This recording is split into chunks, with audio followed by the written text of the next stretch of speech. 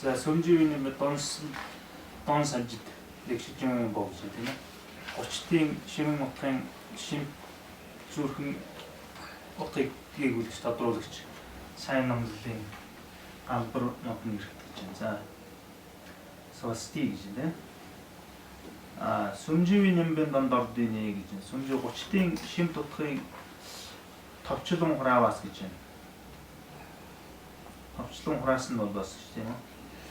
Намуу гурав манжугоош. За энэ бол ойлгомжтой. Энэтхэгийн хэлээр лэгжир буюу сайтар найруулсан хэлээр хэл юм а гэж байна. Үүнийг төвд хэлэнд хэрв хөрвүүлэх юм бол багш манзушир зөөлөн их шигтэр манзугооштэй зөөлөн их шигтэр мөгмөө гэсэн санаа гэж байна. Энэ бол энэтхэгийн хэлээр тахин өгүүлэхээ тахилын өгүүлдэг гэж байна гэж. Энэтхэг хэлээр тэ чажид шүү дээ чажид. За дараа нь ламаа чултан гэрмэдэ амжи ямдаггүй гэдэг нэ гэж. Дээд багшлуугаа ялгуулгүй зөөлөн их шигтэр бишрэн сүлгөө гэж. Өөрийн лам багш болон ариун богд зөөлөн их шигт хоёр аваа юм дуу чанар ялгуулгүй гэж түүний үзээд гэж. Өөрийн багшийг манчир бахантай чанар нэгэн гэж үзэх юм гэж шүү дээ. Тэгээд чанцл баа мөргөл түнд мөргөж байгаа утгасаа санааг төвд хэлээр дахин өгүүлсэн байна гэж тийм дахин өгүүлдэг болгож байна гэж. За томьёо самбод томьёо лэгшил сүмживийн юм бодод гэж явуулсан. Томьёо багшийн сайн номлолын 30 сайн номлол болох 30-ийн шимийг тавчлан хараа номлосон гэж байна. Бид нэр дараа нь энэ миний бодлоор энэ сэдв сундаг үзүүл зүгээр байх гэж байна. Залгуулаад энэ дотор нэлийн дэлгэрэн гарах учраас энэ чаждын тухайн махад олон танд хийсэн гэсэн. Энэ эртээд үе чажд яах гэж хийдгүү, зомбор дамжаа гэж юу юм те. Өөрөөр тангар гэж юу юм. Тэгээ энэ альва шаштрын бүхэн чи өөрөө нэг нэршил гэдэг нь өөрөө нарийн тогтолцоотой юм дээрээсээ. Яах гэж нэр өгдгүү, бүлгийн тоогоор нэр өгж ирсэн байх шийдэл. Зарим нь утга агуулгын хувьд ч юм уу. Янз янзаар тэр тухайн өөрийнхөө тойр үзэх авах шаштраа нэрлэхтэй зорилготой байсан байна л да. Учрал бүгдэлтэй байсан. Гэх мэтчлэн энэ юмнуудыг бол энэ их тайлбарууд дотор авах учраас бид дараа нь үзье гэж байна. Ямар ч гэсэн ихлээр бидний лэгшиж байгаа үздэгэн учир нь юу гэхээр эхлээд энэ сүмжийн үндсэн заваа, дагжийн үндсэн завааг ойлгох нэлээд төхөн болох учраас эхлээд энийг харъя гэж бодсон юм да. За томьёо лэгшиж сүмжийн юм ба дордын шаварж аа гэж байна. За томьёо самбудаа бол тэ түүний зохиосон сайн номлол 30 сумдаг гэж юм те сүмживаа буюу 30-д дагнжиг буюу тэмдэгт орохгүй гэж хоёр шаштрыг зохиосон гэж байна. Сумдаг нийнэ гэж юм те.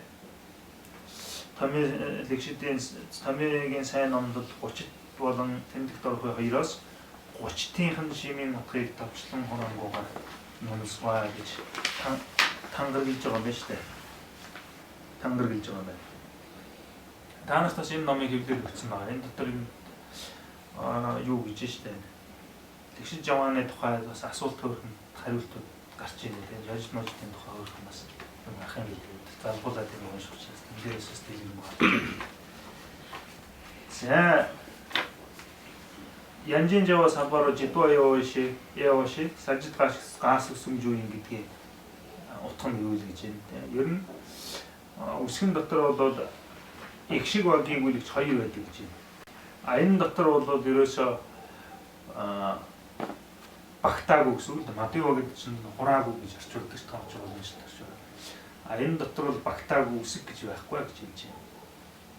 Ер нь бол альва хэлэнд бол их шигийн үлэгч хоёр байдаг. Тэрэн дээр тухайн хэлнийхээ бүх үсгийг багтаасан байдаг гэсэн санааг илэрхийлж байгаа юм л да. За дээр намна аранжиг гэж энэ төр дотроос манай тийм ээ манай бед гэж байна. Ганжин гэж под ганжин гэж төв цаст төвдийн гад гэж хэлнэтэй. Нээвэр ховоо чухал хэрэгцээтэй гэж. Чухам хэрэгтэй гэсэн үг дээ. Али янжин жаваас али гэдэг чинь санскритаар нөгөө агийн ирхэс гэсэн тийм утга илэрхийлээд байна шүү. Априн гэсэн санаа нь. Яг нөгөө цоврал гэсэн утгатай л да. За агийн ирхэс янжин жаваа буюу игшгийн үйлийг тодруулах чинь ихшгийг одоо орлох тэрнийг одоо юу яах үйлийг одоо гүйцэтгэх чадах гэсэн юм л дээ. Java-с албаа гэдэг чинь үйлийг тодруулна гэсэн тийм санаа шүү дээ. Ихшгийг бүрэн орлох юу яах вэ гэсэн үг тийм. За I U E O дөрв байна гэж байна. За энд бол яг хэлээгүй боловч цаад далдтаа бол мэсэлбийн зүйл гэж штэ. Тодорхой бос ёсоор А ч гэсэн өгүүлж байгаа гэж байна. Одоо энэ А ч бол их А ч 30 гівүүлэгчийн 30 дахь нь баха. 30 дахь гівүүлэгч болж байгаа шүү дээ. Тэгээ энийг жишээн дотор багтаасан байдаг гэж байна. За кали сальд буюу одоо энэ гівүүлэгчийг илэрхийлж байгаа нь бол ханхаа гаагаас эхсүүлээд их А хүртэл 30 болно гэсэн. Тэгээ А үсгч нь одоо юу болоод байна? Их шиг гівүүлэгч хоёр аль аль нь болох гэдэг заримдаг нэг юм болж байгаа. Энэ төр үлж байгаа бол тийм.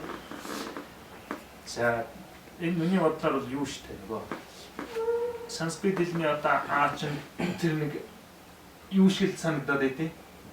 Шаса аягийн шангаан А шиг санагдаад байдаг байхгүй юу те. Галж бичгтэй төвд галын дор чинь шангаан агаар голцоо бичсэн байгаа шүү дээ те. Санскрит хэлэн дээр болохоор А чинь нөгөө 33 хэсгийнхаа төгсгөлийн их А гэдэг шүү дээ те. Тэгээ энэ бас ингээд бодууштай юм байлаа гэсэн. За Женжиг жүү гэж энэ дараа нь энэ. Энэ бол дагвар 10 хэсэг гэж байна. За түрүү хэлсэнтэй энэ 10 бол Миншийн Жесү жүүга гэж нэрийн суурь буюу үндсэн гол үсгийн хойно ордог учраас Женжиг жүү гэж байна. Дагвар 10 хэсэг юм а гэж байна. За одоо энэ нөгөө жишээнүүдийг хэлсэн шүү дээ. Бэрждүүд те. Даг сан шат дүн дав сам та шар бал Ж дав гэж байна те. Ж. За ийм юунууд шүү дээ. Дагиад га гэж те. Сан гэх мэтлэн төгсгөл 10 хэсэг болно гэж байна. За янжуг буюу дахин дагвар 2 хэсэг байдаг гэж байна. За энэ даатан сааны янжугтэй гэсэн байна шүү дээ. Даа болон саа хоёрууд дахин дагвар юм аа нээсэн. Даа саа хоёрын дагвар үсэг мөнөөр болохгүй тийм ээ. Дагвар үсгийн ард ч гэсэн янжир гэж байна. Жесү янжар гэж байна тийм. Түүний хойно ч гэсэн залгадаг учраас тийм. Янжир зүгээс гэж дахин орох учир гэж байна. Янжир гэдэг нь дахин гэсэн үг тийм. Дахин ордог учраас зүгээс тийм ордог учраас янжуг юм гэж байна. Тийм учраас дахин дагвар болно гэсэн үг. За түүний холбох дөрмөн гэж байна. Жорч найруулах ясны үйл даа үсэг нь бол наараа даагур яат орно гэж. За янжуг даа үсэг нь бол дагвар янжуг буюу дахин дагвар даа үсэг нь бол дагвар үсэг наа болон араа болон лаагур гурвын хойно ордог юм аа. Жишээлх юм бол чин жүр зал энэ нөгөө нэг юу яасан юм бэ? Энэ чин гэдэг бол хүрэх гэсэн үг шүү дээ. Тэгээ бидэрт яагаад нэг ихтгэл харагдаад гэхээр хойно даа үсэг илүү орцсон байгаа шүү дээ. Тэгээ энэ нөгөө юу юм бэ нэ та? Гэс харжаа гэдэг нөгөө нэг бичгийн дүрмсийн шинжилсэн байдаг. Тэр үеэр бол энэ илүү бичгийг бол бичгүйгээр хасаж бичдэг тогтсон дүрмтэй болсон юм байна. Гэтэ бол энэ утгандаа цаана яваал гэсэн үг байна л да. Дахин дагвар даа үсэг. Дахин дагвар даа үсэг ерөөс хэрэгэлдэг юм шүү дээ. Саагийн бид нар хэрэгэлдэг болохоос янжин те. Янжин саа. Дахин дагвар дааг үнийг хэрэглээд байхгүй байна. Тэр бол гэхдээ хэрэглэхгүй биш. Бичгээл байсан болохоос утгандаа цаана яваа гэсэн үг. Жишээлх юм бол чин соо гэж бичиж болохгүй юм шүү дээ. Хүрсэн болоо гэж хэлэхэд бол чин доо гэж бичнэ. Энэ нөгөө нэг төрөө хэлээс дадагч нь байхгүй. Дадаг үеийн хатууд өсгөл чинь одоо чин жүр тийм зал гэх мэтлээ энэ хатууд өсгөл болоо бичиж байгаа юм шүү дээ. Тэгээ монгол хэлний хатууд өсгөлтэй ямар ч ялгаа аюу гэлтэй хамаагүй л дээ төвд хэл учраас. За саа гэдэг бол жишээ нь бас нэг юм байт юм а. Янжуг гэдэг чинь хатууд өсгөл болж байгаа. Жишээ нь юу аа юм да. Зог гэдэг төгсгөл гэдэг чинь зогсоо гэдэг тийм. Тэд нар төвдөд бас зогсоо гэдэг хоолойны угаар хэлээд байгаа. Одоо чинь зодхын зог гэдэг чинь саагүй болохоос яг адилхан байгаа шүү дээ. Тэрийг зог гэдэг. Арай зөөлий хэлээд байгаа жишээ тийм. Зог нөгөөт нь зог. баг даан хэлэгдэхгүй шүү. Зоо гэж хэлж байгаа жишээ. Ийм маягаар бас ялгаа байгаа. Энэ яг төвд хүмүүс өөрсдөө нарийн гаргаад ах шүү. За саан үсэг бол гаана баама дөрвөн үсгийн ард хүртнэ гэсэн шүү дээ. За янжуг саан үсэг нь бол га үсэг, наа үсэг, ва, ма энэ үсгийн сүлд орно. Жишээлх юм бол энэ зог гэж цас тий. Дав гэж нөө тайлбах гэж хэлээд байдаг шүү дээ. Кам махад их мэтлэн өгнүүд. За ийм мэтлэнгээр дахин дагавар болж байгаа. За энэ бол нэр үгэн дээр бол бас юу болж байгаа юм л да. Үйл үгэнд энэ янжуг, анжуг, жэнжуг энэ төрчм болохоор цаг цагаа явуулж байгаа байхгүй. Тэгэхээр тэрний үйл үг нь өөрийнх нь бас хэрэглэн нөгөө дагамжиг дотор тодорхойгоор явуулчихлаа. Жишээ нь аав доктор авах юм бол ямар цаг зав авах вэ? Дагшин нэг үе одоо устдаар үйлдвэрлэх болон өөрөөр үйлдэх гэсэн юм байгаа шүү дээ. Жишээ нь би хүнээр ажил хийлгсэн, би ажил өөрөө хийсэн гэх тийм эргэсэн эргэлдэх гэх мэтлэнгээр юм уу ялгахад бас хэрэглэх юм гэсэн. Хоёр юм хэрэглээ болж байгаа. За энийг бол тэр дагамжгийн үндэстэл дэлгэрэнгүй тайлбарлана. Дагшин дүйсэн гэдэг юм аа тайлбарлах үед тодорхой болно гэсэн үг л дээ. За ер нь тэгээ нэг иймэрхүү юмнуудаа сайн мэдээд авчвал тэгээд дээрээс нь дадлаг хийгээ сайн уншаал авах хэрэгтэй дээ. Хэл зурна гэдэг чинь бол нэг ойлгоход тийм хэцүү юм биш. Яагаад хүн болгонд өөрөө гэсэн сэтгэлгээ байдаг учраас ямар сэтгэлгээг ямар хүнд илэрхийлэхэд бол ямар дүрм ашиглах уу гэдэг ч байна. Энийг сайн мэдж явах хэрэгтэй. Тэгэхээр энд гарч байгаа бүх одоо тэр секврод гэж яриад байна шүү дээ. Секвродууд байж байна. Энэ юмнуудыг бол хэрэглээ талаас нь сайн анхаарах хэрэгтэй. Тэгээд дадлах чухал. Одоо жишээ нь хичээлд болцоо нэг эрдэд хичээлээр дөрвөн цаг л ерөнхийдөө юу болоод байгаа шүү дээ. Лекц болоод үндсэн юу ч юм хэлнээс дадлага байгаа шүү дээ. Ярих хичээл. Тэгээс аяанаас орно гэсэн сайн байна да. За тэгэхээр энэ дээр юу гэсэн зог, ган, дав, кам гэж тийм. За энэ ойлгомжтой. За энд бол анжиг гэж байна. Таван анжиг бол га, да, ба, ма. Энэ бол таван ухтур гэж байна. За миншин андуж үгийснэ анжиг аян эндэ бэрнэ гэж байна. За энэ бол нөгөө нэрийн суурийн урд талд нь угтаж ордог учраас ухтур тав болно гэж байна. Жишээлбэл дор гэдгийн урд тал га байж байна. Бал гэдэг үгийн урд тал да байж байна тийм. За дав гэдэг нь ба ухтур кэ буюу мэрэгэн хай гэдэг үгийн урд тал ма жам буюу зөөлөн гэдэг урд тал ухтур байх жишээтэй. За энэ сая бол одоо нөгөө түрүү хэлсэн секврд юугаа 14 одоо үгийн холбоос руу гараад ирж байна тийм ээ. Эхнийх нь юу гэж байна? Лардбу. Жич хураан гэсэн үг тийм ээ. Гомоо доноо гомоо ороолоосоо доо лардбу дээ. Зогцог даар хийж байна. За энд бол 11 нэг болж байгаа. Дагийн дуяа хатуу төгсгөл дээр нь даана доо найруулах учраас хатуу төгсгөл. За энэ 11 дагаврууд дотор бол сүмжүү буюу 30-д дотор лардуу гэж хэлсэн байна. Өөр бусад дохионы бичиг юу гэж юм те? Даяг дотор тийм ээ. Шан бус юмнаас бол зогцог гэж юм. Дагийг гэдэг чинь бол одоо юу зөв бичгийн дөрмийн бичиг юм шүү дээ. Дагийг ариутгах бичиг тийм ээ. Шан өөр ном дотор зогцог үе төгсгөлийн үг гэж хэлсэн байна. Магуу цанжаа буюу бүлхэн юу гэж байна? Мэсэн гэх үү те? Мэсэн даад үгүй адилхан марах гэсэн тийм үг гэж байна. Төв хэлэнд бол одоо юу байх байгаа байхгүй. Манайх бол яг цэг гэдэг юм аа өгүүлбэр төгсгөлийг ингээд илэрхийлчихэж явах жишээтэй. Энд болохоор шад хэрэгжилж байгаа боловч бас утга санаа бүрэн дуусаагүй өгүүлбэрийн төгсгөл гэдэг цэг бас байхгүй байгаа шүү дээ. Тэгэхээр миний бодоход бол энд нэг тийм өгүүлэмж дууссаны дараа зогсог хэрэглээд байгаа. Тийм ээ? Нэг өгүүлэмж.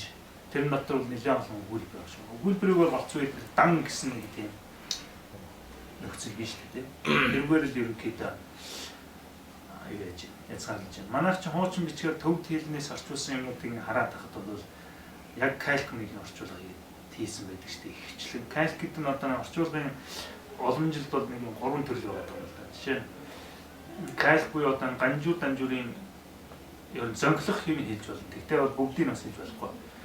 Жишээ нь энд бол төвд хэлний 400 бүх юмыг яг дагуулж орчуулсан байгаа байхгүй. Яг үгийн үгээр нь тийм ялгалыг манайч хадмал орчуулах гэдэг чинь тийм үгийн доор гэж юм. Тэр байтугай тийм ялгалыг нөхцөлийн хүртэл яг буулгаж орчуулсан байгаа. Тэрийг бол кайлгүй хадмал. За дараагийн нэг төрөл нь болох дээр утгачлж буулгасан нэг тийм төрөл байгаа. Ерөнхийдөө гарч байгаа утга санааг илэрхийлээд орчуулах гэсэн. Тэгээ сүүлийн одоо энэ судлаачдаар бол манай нээсэн гэдэг юм. Дамжин сүрэн гайн, одоо чинь Эрдэнэчин гайн тэр үеийн тухайн үеийн эрдэмтдийн одоо хийсэн ажлаас нь анзарч байгаа нэг орчуулгын зохиолын нутагшлын тухай гэдэг нэг яриад байгаа шүү дээ. Нутагшил гэдэг. Тэрэн болох дээр ерөөсөө нөгөө хуучин энэ орчуулгын ажлууд манай хур их туршлагатай байна л да. Бүр эртнээс хамгийн эртнийх гэвэл одоо нэг Чойжи оцрын зохиолуудын интервэс шүү дээ. Жонжиг те шагийн автарын зохиолууд байгаа шүү дээ. Энэс дурсгал бичүүдээс ингээ харах юм бол тэр чинь урагшаа яваад гэж байгаа байхгүй. Тухайн цаг үед бол бид нар бол дандаа ийм калк орчуулга хийж исэн юм үгүй байгаа байхгүй. Маш сайн уран утгасан ажил хийсэн Монгол хүний сэтгэл санаа бүрэн буух байсан тийм орчуулгууд хийж исэн гэдгийг гаргаж тавьсан байхгүй. Тийм учраас манайх бол шинжлэх ухааны хувьд ч гэсэн юутай ач холбогдолтой мөн одоо хүн замны те боловсрол бүгдийн ухааны талаас ч гэсэн маш хэрэглээ талаас ч маш их чухал үүрэгтэй те орчуулгууд хийж исэн гэсэн үг те. Тэгэхээр энэ юу хэлэх чинь гэхдээ энэ зохицог юу гэж байгаа шүү дээ. Калк маягаар одоо нэгдлийн орчуулах, нэгдлийн дутагдaltaй юм шиг боловч нөгөө талын бас хэрэгтэй зүйл байна шүү дээ. Жишээ нь хуучин их бичиг дээр яг ямар ном байсан тэрийг орчуулгаас нь эргүүлээ сэргээх боломжтой. Тийм бас байгаад байгаа тийм. Ийм маягийн юмуд бас байгаад байгаа маа гэж. За тэгээд цаашаа хэлүүлээ. Тэгээ энэ дээр юу гэж юм те? Зохицог даадууд хийж байна. Энэ 11 үсэг бол лардуу зохицог даадууд гэх мэтлэн гэрнэ гэж нэрлэж ийсэн. За нэг тагид доо гэдэг юм байна шүү дээ те. Хатуу төгсгөлтэй жишээлбэл түрүүн гарсан чин зүр цаар гэдэг тийм өгнүүд. Яг энэ бол маш түгээмэл 3 жишээлтэй энийг яг нэг олон нэгдүгээр жишээ нь сүмд дотор жишээ нь 3 жишээг авсан байх жишээ те. Тийм болохоор энэ өөр бас өгнөд бий. Тэгээ ийм төгсгөлтэй үе дээр бол хатуу дагаа заалгаж явчих гэсэн үг. За жишээ нь чин доо, жүр доо, зал доо гэж гаазал доо гэдэг нь ч хэлдэг тийм нэгж уншдаг шүү дээ. За ийм мэтлэнгээр таадан мэдма буюу одоо жинжиг үсэг байхгүй дан минши үе байж болно шүү дээ. Нэрийн суурь тийм үе байгаа шүү дээ. Тэрэн дээр бол нөгөө нэг о шанга а наруу о бүртэн гэж байна. Жишээлх юм бол жао гэж байна. Жао үйлдэлээ. За бусдын бол нэрийн төгсгөлтэй нийцүү гэж яах бичнэ. За ийм маягаар юу жишээлх юм бол шива шэнгийн шанам мингийн тал жэнжуггаан юм чинь дээдэн төмөрж байгаагүй те тэр наа гэж.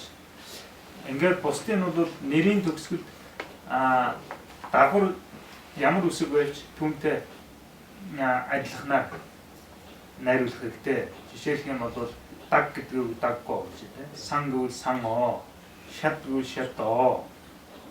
Сан сонсох гэдэг нь санноо те. Даппо, саммо, те. Дао, шаро, салло, шэсо гэх мэт ингээд байна.